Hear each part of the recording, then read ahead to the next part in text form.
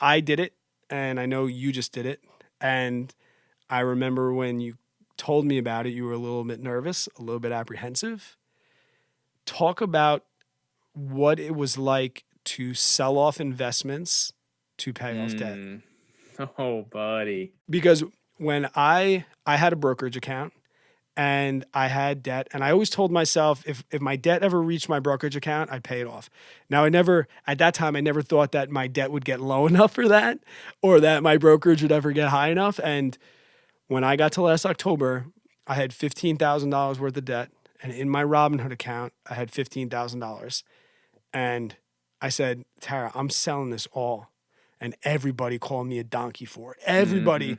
And I think you lived that with me. And I think that was a little bit why you were apprehensive, because I got tore up on the internet. Yeah. I got lit on YouTube. When I told people I did that, they're like, you idiot, you're going to return so much than your mortgage, than your Well, student especially loans. the space we're into, like I got, we're all investing YouTubers, so and yeah, no, I got lit up for it. I'm curious if you did, but like, I'm still happy to this day. And yeah. people still ask me that every day. Like, Brad, I got like $5,000 worth of debt and I got $8,000 invested. I'm like, be debt free. You'll get that $5,000 back immediately. Yes.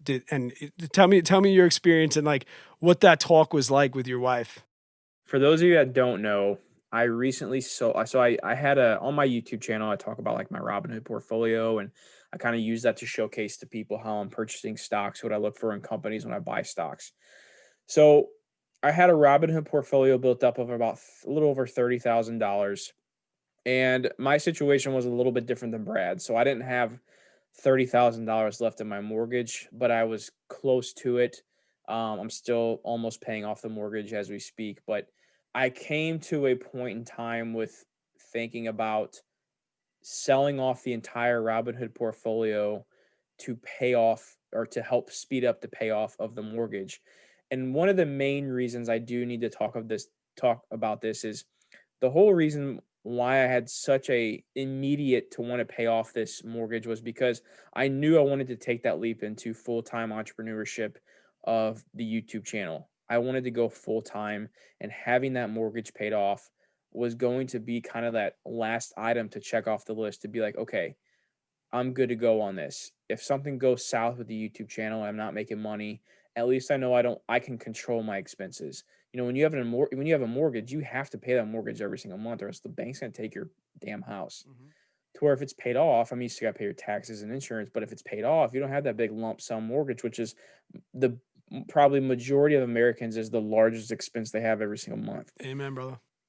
So I told myself, I said, if I'm making this leap and I'm going full time on YouTube, full time entrepreneur, I would like to have the least amount of expenses as possible. That way my wife and I can control our lifestyle. If I have a rough month on YouTube and I only make a few $1,000s, I'm like, okay, Lindsay, we need to cut back on the spending this next month and we'll be fine. And then we'll move on to the next one and see what happens.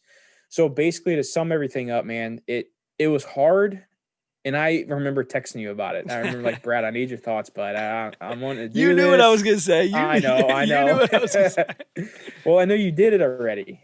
So quickly to answer the question, I'm glad I did it because that mortgage is going to be paid off that much faster now. Mm-hmm. And the cool thing about it is I'm going to have that freedom. I'm going to be able to enjoy myself a little more because I won't have that stress.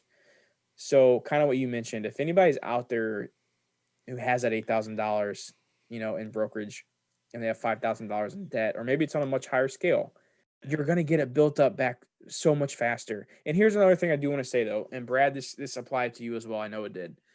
We also had other investments in the bank. Mm-hmm. Now, this isn't something I would recommend going and selling your 401k and pulling out all your money in your Roth to go do this. Great This point. was a taxable brokerage account. Great point. That we weren't getting penalized on. We're not like I would never recommend somebody go pull money out of a retirement account to go pay off their debts. Right. This was strictly something that was able to pull the money out that wasn't going to hurt me whatsoever, minus the return I may have missed on down the road from not having that money invested in the market right then. So to quickly answer your question. To make a long story longer. Yeah, right. I'm glad I did it. I really am. I'm glad I did it, and I would do it again.